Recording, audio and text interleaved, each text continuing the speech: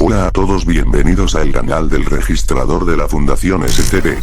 En este vídeo de hoy daré la narración completa de un archivo SCP aleatorio o que haya decidido subir en cada próximo vídeo del canal. Bueno, ahora con todo claro comenzamos con el vídeo.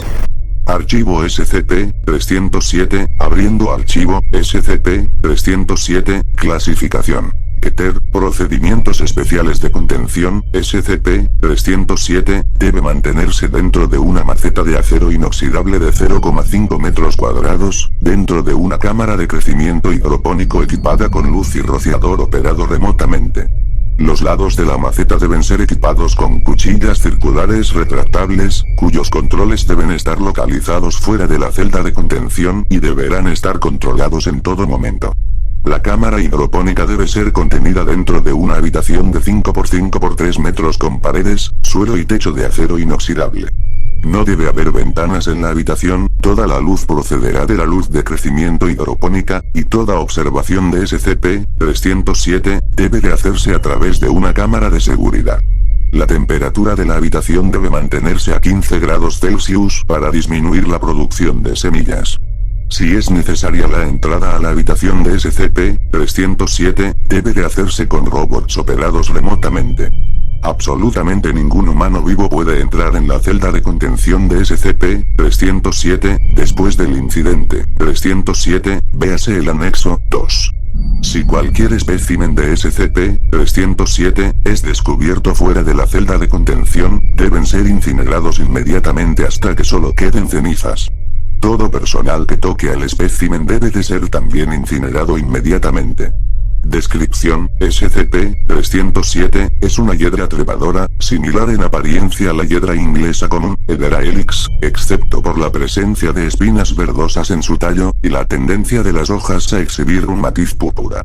La hiedra coloca raíces de aproximadamente cada 30,5 centímetros o de 12 pulgadas. Las raíces pueden penetrar cualquier material poroso, pero no metal. Cualquier parte de la planta no conectada a un sistema de raíces debe considerarse muerta y segura de examinar de cerca. SCP-307 aparenta ser carnívora, y parece exhibir algún grado de inteligencia, véase el documento 307-A. En presencia de un animal de sangre caliente, de aquí en adelante referido como la víctima, crecerá en una tasa sorprendentemente rápida en la dirección al animal, normalmente formando 3 vides o enredaderas al mismo tiempo en lo que aparenta ser una maniobra de flanqueo. Tras el contacto, SCP-307 parece paralizar a la víctima, para luego licuarla y drenar todos sus órganos internos, musculatura y sangre. El mecanismo que usa para hacerlo es actualmente desconocido, pero sin embargo, esto ha hecho que los investigadores la nombren como hiedra aragónida. SCP-307 fue descubierto por primera vez por el agente Apoca Lemur en el redactado, donde lo presenció creciendo rápidamente en el tronco de un árbol y consumiendo un nido de petirrojos americanos.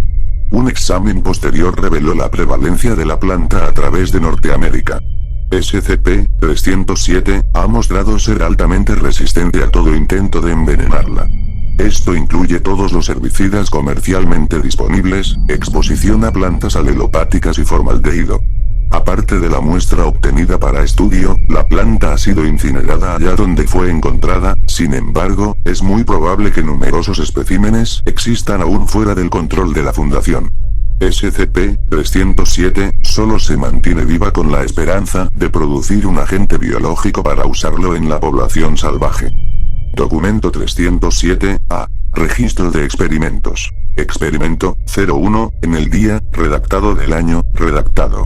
Bandeja de gusanos introducida en la celda. Resultado: el SCP no mostró signos de movimiento. Experimento 02, en el día, redactado del año, redactado. Un ejemplar de tarántula pollito introducida en la celda. Resultado: el SCP no mostró signos de movimiento. Tampoco respondió cuando la tarántula escaló sobre la planta. Experimento 03, en el día, redactando del año, redactado. Un ratón vivo fue introducido en la celda. Resultado: el SCP empezó inmediatamente a crecer en la dirección del ratón.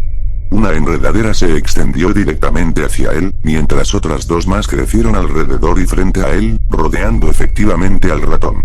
El animal se puso rígido inmediatamente y paró de moverse tras el contacto con SCP-307.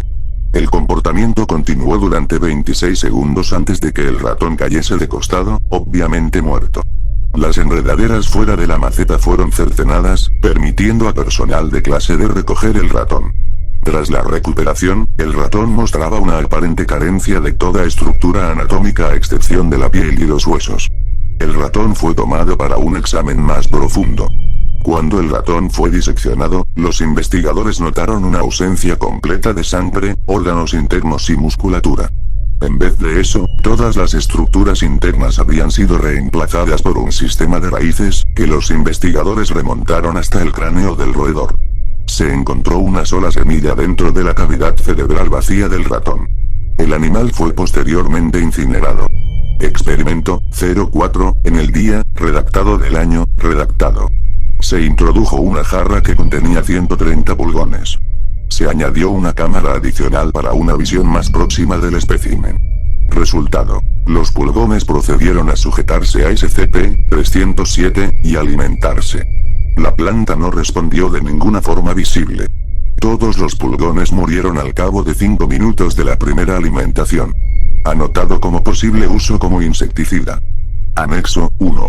Notas de interés tomadas por el agente Apocalemur durante la observación de SCP-307. La energía necesaria para facilitar una tasa de crecimiento tan rápida debería de ser astronómica, aún así SCP-307 aparentemente es capaz de perseguir a su presa sin importar la luz disponible o el tiempo pasado desde la última vez que se alimentó.